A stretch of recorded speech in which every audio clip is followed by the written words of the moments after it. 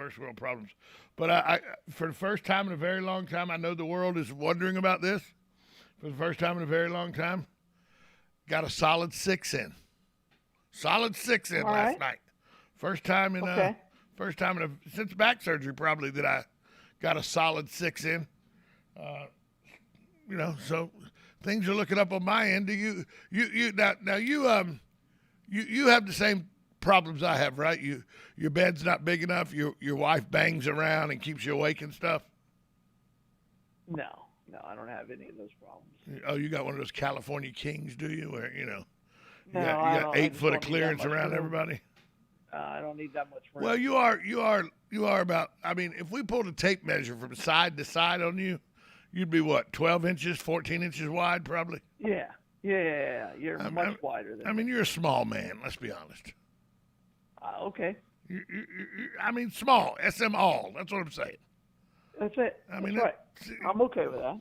and because of that, you get cold very easy. By the way, I do. I get cold extremely easy. you probably got on like 3 hoodies right now, and you're sitting in front of a heater, probably. I haven't been outside yet, so I don't know what today's going to offer. Well, I will tell you this. I got a meeting at Leesburg, so I haven't left the house yet. I will tell you this. I went out to walk the dogs this morning at 6 o'clock. Air, when you breathe, you can see your breath. Oh, I'll bet. That's not what you like to hear. You're not a big fan of the cold. You're not a big fan. No, I mean what? Yeah, I am not. Nope. Starting That's a fact. to see your breath. It's not good. Hey, so I wanted to ask you this question because I watched the some of the general's testimony yesterday in front of Congress, and he was asked why he didn't resign over Afghanistan because he said that he thought that we should have stayed in Afghanistan, not had to pull out, and that most of the generals thought that, and they advised the president that way, and he decided to pull out anyway, and which is by the way perfectly good under his purview as commander in chief. That's why we have civilian oversight of the military, so that the generals aren't completely in control. So he was asked, why haven't you resigned if he's not going to listen to your advice? And I thought the general's response, while I don't necessarily agree with this general, I think this general, with the way the China incident was handled, probably should resign. But to resign over Afghanistan, I like the general's response when he says, look, I don't get to pick and choose what orders I follow from the commander in chief. You being a military guy, you understand exactly what he's saying. Yeah, I mean, there's as long as it's a legal order, right? I mean, that's something that's just pounded into your head in boot camp, in every school you go to. As long as it's a legal order, you have to follow. You're obligated to follow Yeah. it. And the thought process is you don't see what the person above you sees, and so Miley is probably thinking, okay, I don't know what kind of deal Biden has made with the Taliban or with Congress, or that's not my job. His job is to execute the orders as directed to the best of his ability. And again, I don't, if you look at it from a military standpoint, he got all of the military troops out. And then he had to go back in with military troops to get the civilians to pull out certain civilians, and that's when those military people died. So, and you have to blame that fully on Biden. As Biden said, that's where the buck stops. And what it destroys is this narrative is that I had to do what Trump started, right? It destroys that argument that they were throwing out there that this was Trump's plan, right? I mean, I had to follow it. I promise you, Trump gets civilians out before the military leaves. Well, again, but it's at that point is mute. I'm not going to disagree with you, but the point is mute because Miley said he wanted to keep 2,500 troops in Afghanistan. Yes. So he would never have thought that if Trump had said we're pulling completely out, right? And that plan would have never been on the table. Right. So it just goes to show you that whole narrative of we need to pull completely out because Trump said so is gone. That's gone. One of my pet peeves in life is, the the rule of thumb on when you stop saying Happy New Year to somebody? You know, January 1st. Do you stop saying Happy New Year to somebody, after 2 weeks? Or if the first time you see that person since the New Year's March, do you still say Happy New Year then? When does it get wrong to say Happy New Year? And the reason I bring this up is, how long does Joe Biden get to say it was Donald Trump's fault before it starts being Joe Biden's fault? I mean, he's been in office. It'll always be. That's what every president does. That's what every president is. Well, of course, but eventually they have to take credit. Eventually, they have to take credit or blame for their own administration, don't they? Well, no. Why? Because so Biden doesn't have to take. Biden doesn't have to take any responsibility. Biden doesn't have to take any responsibility for his own administration. No, because Biden took over, according to the press and according to Biden himself, he took over the worst president. He took over from the worst president. No, that's erroneous. That's erroneous. Donald Trump told me he took over for the worst president in the world, and Barack Obama. Again, so therefore, every problem you could look, it was better than it was before. And by the way, that's what they say. But Donald Trump was wrong because Trump was wrong because Obama said he took over for the worst president ever, George Bush. Well, maybe right there. The issue is that you look at the border. You can just say, look, we're not putting kids in cages, and then everybody on his side is going to go, you're absolutely right. They're whipping them. I'm going to no longer allow horse patrol. Okay, it's a political thing, and there's one reporter in all of Washington D.C. who will ask Biden a tough question.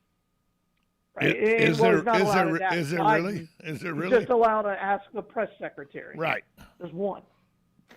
They script Biden. And by the way, Biden is scripted. He knows exactly what reporters to go to ask the questions. At times, he'll turn his back on the reporters.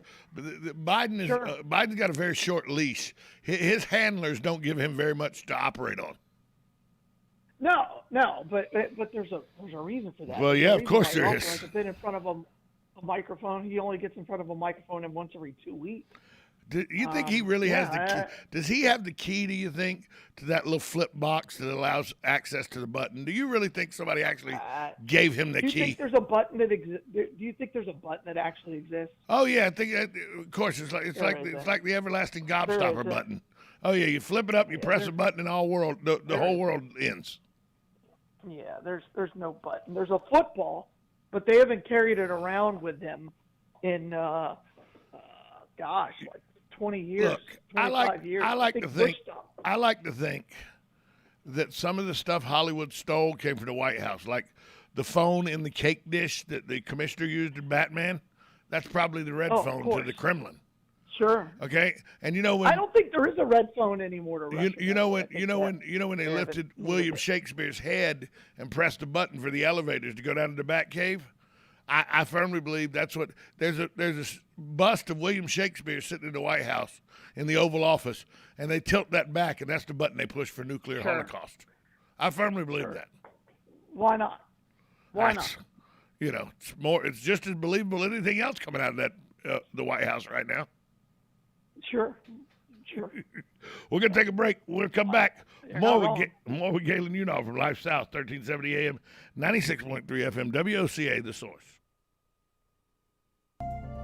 Hi, this is JP from Penn Flooring here in Ocala. I would like to invite you to come in and visit our spacious showroom where we have solutions for every style and budget. From wall-to-wall carpet to hardwood floors and tiles, we have an unsurpassed selection of flooring. At Penn Flooring, we've provided quality customer service with a family touch for over 25 years. Visit our website at pennflooring.com or come by our showroom, 1201 Southwest 17th Street, just over the bridge. Penn Flooring, quality customer service with a family touch. Are you wasting time boxing up packages and going to the post office or the UPS store? Are you tired of not knowing what you'll pay when you get there? Just Ship offers pickup service and flat rate packaging and postage rates, which takes the guesswork out of shipping while saving you time and money. So quit wasting valuable time and money. Call or text Just Ship at 352-234-3840. That's 352-234-3840. Just Shipped. Are you or your loved one being released from a hospital and wondering how you'll manage? Inform your physician that you want to go to Palm Garden of Ocala at 2700 Southwest 34th Street for your rehabilitation. Palm Garden provides pain management, post-discharge follow-up, diabetic care, psychosocial support, and so much more. Plus, they even offer outpatient rehab. This award-winning care facility has a team of licensed professionals dedicated to enhancing your independence. Call 352-854-6262 today. Now you've done it. Have you lost your mind? He's back. And you're listening again. A legend in his own mind. Don't believe me? Just ask him. Here's Tom Schmitz live on WOCA. The Source. Welcome back to Ocala Talks on a Wednesday. It is the 29th day of September. One more day to go in this month. And then we're off to the month of Halloween, October. Galen, you know, joined us from Life South. Galen, you a big Halloween guy? I'm not a dress-up guy, that's for sure. You don't do you don't do costume parties, stuff like that? No. What I do is my neighbor and I, we set up a fire pit in the middle of the street with a couple of camp chairs and a few cocktails, and we have a good time. You scare kids by going, Warriors, come out and play. Well, that's only if we're sitting in the car. Clinking the beer bottles together. And you think kids would be, kids would be like, what are they doing? Now, if you were to do that to me when I was like, let's see, when did I watch that movie? Had to be, it was 1980, I watched 1981, it something like that. Early. Yeah, I watched it way before I should have. You were probably 10, 11 years old, yeah. Yeah, if you would have done that to me at like 14, I'm sorry, I would have had to move. Well, that's like one of my favorite Eddie Murphy jokes has nothing to do with all his off-color stuff about, the LGBT community or anything. And my favorite joke with Eddie Murphy is, oh, look, honey, a nice 3-bedroom, 2-bath. Well, it's got a swimming pool, big back porch. Get out. Too bad we can't stay. So too bad we can't stay, baby. Yeah. And by the way, I know exactly what Eddie Murphy's talking about. Oh, I'm out. Yeah. I'm not Caucasian when it comes to horror films. Not at all. No. I'm not investigating. What was that noise down in the basement? Let's go see. No. What's that noise down in the basement? Hey, where's Tom? Gone. That's where Tom is. The TV is talking to me. I'm out. Not just out. the TV, me. No. Out. No. Any little kid turns around. We're having a family outing. Some little kid turns around and goes, they're here. Out. Gone. Nope. Not doing it. Anytime I see a clown sitting in a chair in a bedroom, poltergeist. Not doing it. Not walking in that room. Not doing it. Mm-mm. But I do like Halloween. I do like Halloween, the dress-up part of Halloween.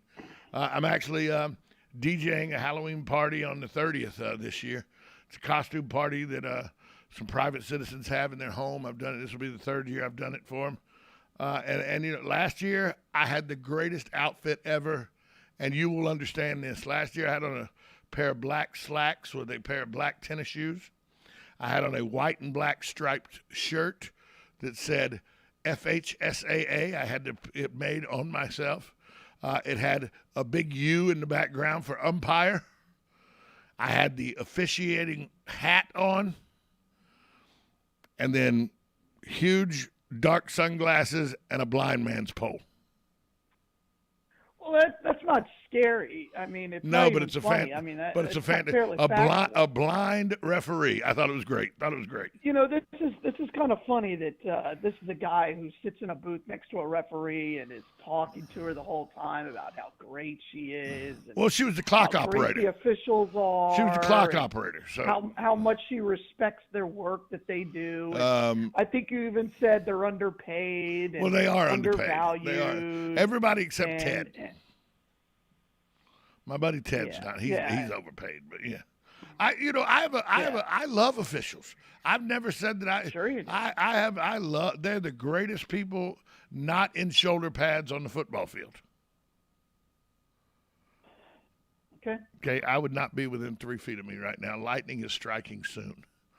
I mean, Yeah. I didn't agree with every time I would say something about the officials and how. By the way, that the first half of that game, they were pretty terrible. They were putrid. First 2 quarters, and then they're like, okay, this is a blowout. Let's let them play. But it's bad when you leave the field, and the fans who won by 30 are like, man, those officials were terrible. And I'm like, yeah. And one guy's like, well, they were consistently terrible. I'm like, yep. Well, they were. They were missing everything. I went down on the field to interview Cornelius Ingram after the game, and I was talking to his defensive coordinator as well. And he goes, so you were up there in the booth. Did you see the egregious non-pass interference? I go, yeah, I saw it. He goes, can you believe he called pass interference on that? I mean, it almost cost us the game. And I look up the scoreboard, and I go, really, Coach? Almost cost you the game? He goes, well, at that point, it was early. No, it was atrocious. Like the cat. Yeah, I mean, I don't want to relitigate it, but there was like one guy caught the ball, and they said it was a catch. The football was 4 feet away from him. Yeah, it bounced. Yeah. Hey, I mean, there were all kinds of things. So that was my outfit last year, was the blind referee outfit. The year before, I went with an old staple, which I'll easily pull off. I went with the orange body cloth, orange body loin cloth with the big red diamonds all in it, with a black tie, and barefoot. I rolled up in my Rock Wheel car and asked Barney if we were going bowling. So I was able to pull off the Fred Flintstone look pretty easy. Pretty easy. Good for you.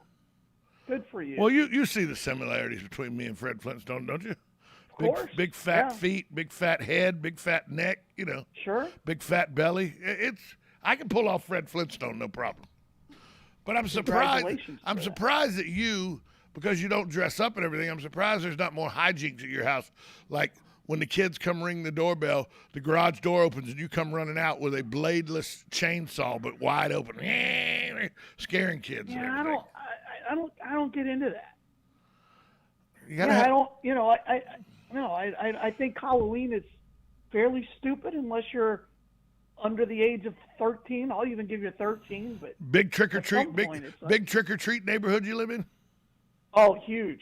Yeah, last year was weird, but yeah, huge. I mean, they bring in the truckloads from out of. See, that's the thing. That's the thing that never happened when I was kids, and it's a phenomenon that I've never experienced till I moved to this area. Was people that pack up and go to other people's neighborhoods to trick or treat. Yeah. It's a new phenomenon. I agree. I mean, when I was growing up, first of all, if you had your parent with you and you were over the age of 7, you were getting ridiculed. Yeah, I mean, your friends would like, nah, man, we can't. We're not walking with you, bro. Not walking with you. No. Matter of fact, you and your parents go. Matter of fact, you and your parents go 2 street over and get the hell away from us because you're uncool. Yeah. Now there are parents who were at somebody's house. All of our parents may be drunk. That was the central jump-off house. That was the house everything originated from. The parents were there. All the kids got there. They sent the kids on their way, and then they drank mixed drinks till the kids got back. Yeah, and again, it was it was basically, I don't care what day of the week it was. It was a free-for-all. And my parents never even had to check my candy bag. Because, there was always that, you got to check for the razor blades and the pins and everything. My mom never did that to us because I would look at my bag and any kind of lame box of raisins or banana or apple, those went in the garbage. Yeah. I wasn't eating those anyway, so they were going in the garbage. Pennies. Oh, yeah. The woman that would give us, there was a woman in our neighborhood that would roll, she would roll, and she did it on her own. She wouldn't even roll 50 pennies. She would roll 10 pennies up in saran wrap and wrap them up in saran wrap and drop those into your bag. She would give you a dime. It's not good. It's not. And again, but my dad would go through the candy and just he would pick what he liked. Yeah, exactly. Absolutely. There were certain things you better get to it first. What nowadays? Yep. Nowadays, if a kid sneaks a candy bar before his mother inspects it, he's sent home. Oh, yeah. Yeah, it's unbelievable. Favorite go-to candy for Halloween when you were a kid? Ooh, you mean that got into the bag? Yeah. Back in the day, I was a huge Now and Later guy. Oh, now our laters were very good. Now, there's just no way. It's just like it's so sticky and soury and sweet. Jolly Ranchers were really good, too.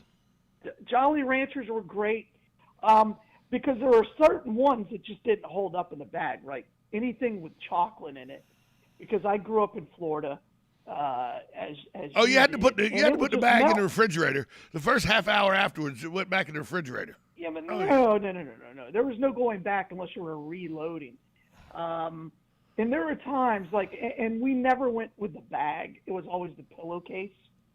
I never put any thought whatsoever into my costume until like the week of, and we would go buy. I remember when the rubber masks came out. Oh, and yeah. then you just pick one of those, and that was it. You were wearing shorts and a t-shirt. Shorts and a t-shirt and with some you're scary on. mask, and you were good. Yeah, and by the second hour, that thing's in the bag too, and you're just going up. Well, and the hottest. you're hitting every house. Oh, yeah. And I would go. I lived right behind Highlands Elementary School, so from Highlands Elementary School, the rule was, from my parents, I couldn't cross Fort King, right? And I couldn't cross 36, but I could go as far as I want. And we would go all the way to like almost baseline, from 36 almost all the way to baseline, and all the way to as far as we could until we just ran out of gas. Y'all tried to get the Orinoco and everything, didn't you?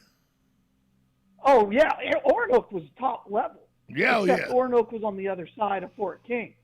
Couldn't cross you could Fort go to King. Sleepy That's right. Hollow, couldn't cross it, and so when you're riding your bike holding a giant Pillowcase, yeah.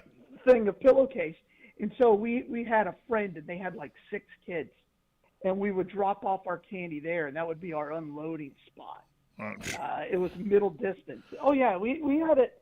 We had that thing figured out. I convinced my little sister that Mary Janes were great candy, so I could unload that nasty thing on her every year. I would just load her up with the Mary Janes. Just load her up. Like candy corn should be outlawed. Outlawed. I never liked candy Outlawed. corn. And by the way, you ate on that candy as long as you could. As long as you could.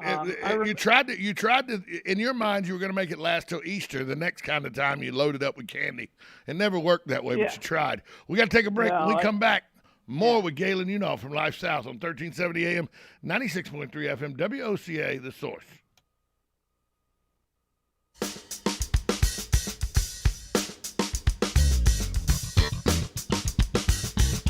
Broadcasting from the Ocala International Airport, this is WOCA AM, W242CA FM, Ocala, 1370 AM, 96.3 FM, The Source. USA Radio News with Lance Pry. With Republicans and Democrats